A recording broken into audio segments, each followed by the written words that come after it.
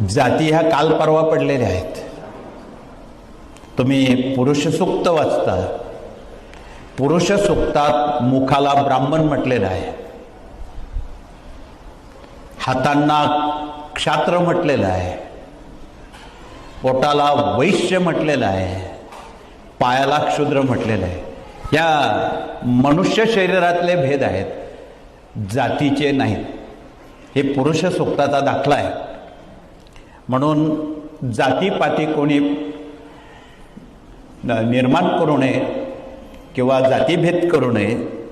स्वामींच्या अक्कलकोटच्या वास्तव्यामध्ये जातीपाती पूछे नाही कोई, जातपात ही विचारायची नसते आणि ती मनुष्य जातीला जात ही नसते. म्हणून असंख्य जाती धर्माच्या लोकांना त्यांनी जवळ केलं.